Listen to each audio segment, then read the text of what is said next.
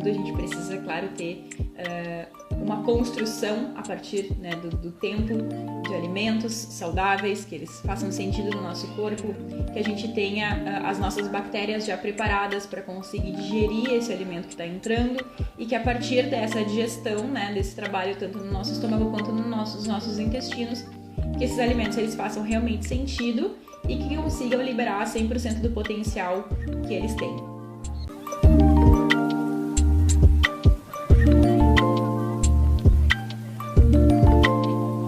Vamos começar então pelas leguminosas. O que elas querem dizer? O que são as leguminosas, aliás? As leguminosas são todos os nossos feijões.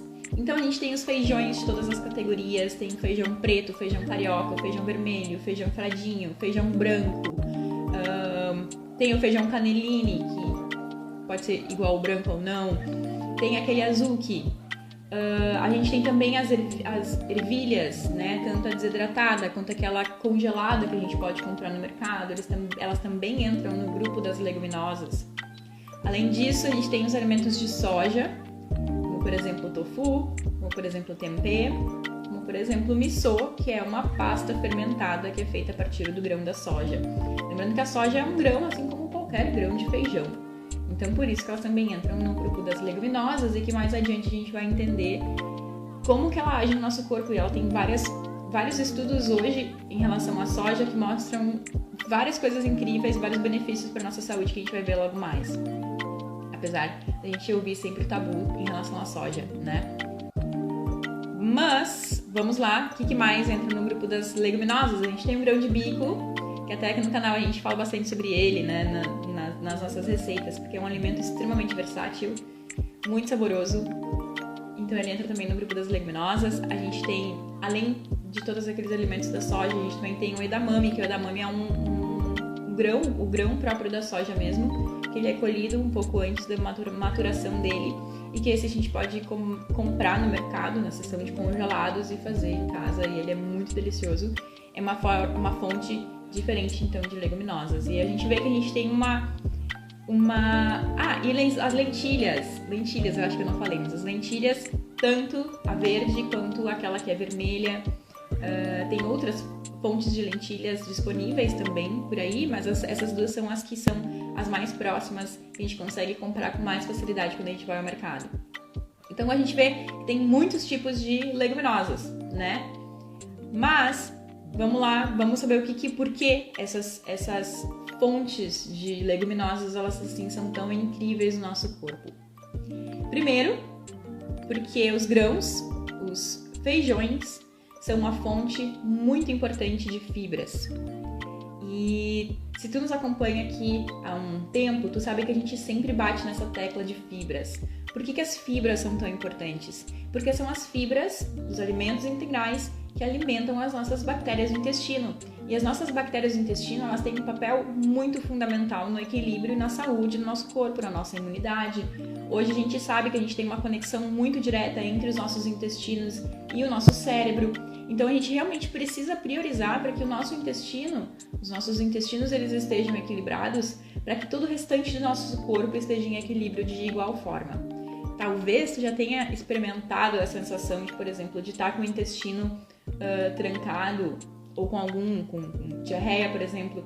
Quando a gente está com essa forma, com o nosso intestino desequilibrado, a gente normalmente não se sente assim tão equilibrado, a gente não se sente bem, né? Alguma coisa parece que está errada. É justamente por causa disso, porque o nosso intestino ele tem um papel muito fundamental na saúde do nosso corpo. Então, além de falar das fibras, muito importante a gente manter esse consumo de fibras na nossa alimentação. As leguminosas, olhem só, elas também são uma fonte muito boa de proteína. Então, quando a gente faz essa modulação, quando a gente começa a entrar numa alimentação plant-based, isso é definitivamente uma das primeiras preocupações das pessoas. Mas de onde eu vou ter a minha fonte de proteínas? E definitivamente isso é realmente um tabu que foi colocado na nossa mente, que a gente precisa se preocupar tanto com as proteínas, quando na verdade o principal foco precisa ser as fibras. Mas as proteínas, claro, elas são importantes para o nosso corpo também, mas a gente consegue 100% delas de fontes vegetais, principalmente então desse grupo das leguminosas, que são esses exemplos de alimentos que a gente falou agora anteriormente. Além disso, então, as leguminosas têm ferro, tem zinco, a proteína, como por exemplo seria uma fonte de origem animal, porém, ela além de tudo, ela tem nutrientes que são apenas de origem vegetal, que a gente consegue apenas encontrar em produtos de origem vegetal, como por exemplo, né, as fibras que a gente falou, fibras somente alimentos de origem vegetal, alimentos de origem animal não contém absolutamente nada de fibras, então já é algo que também não contribui nada para o nosso corpo, né, mas enfim, fibras, folato e potássio, que são micronutrientes que a gente precisa ter ao longo da nossa ingestão no nosso corpo para realmente conseguir manter esse equilíbrio que a gente busca. Além disso, quando a gente cozinha feijões, quando a gente tem o consumo de feijões, é uma fonte de proteína, porém o mais incrível, se é que a gente pode dizer, além de tudo isso, é que os feijões têm pouquíssima gordura saturada.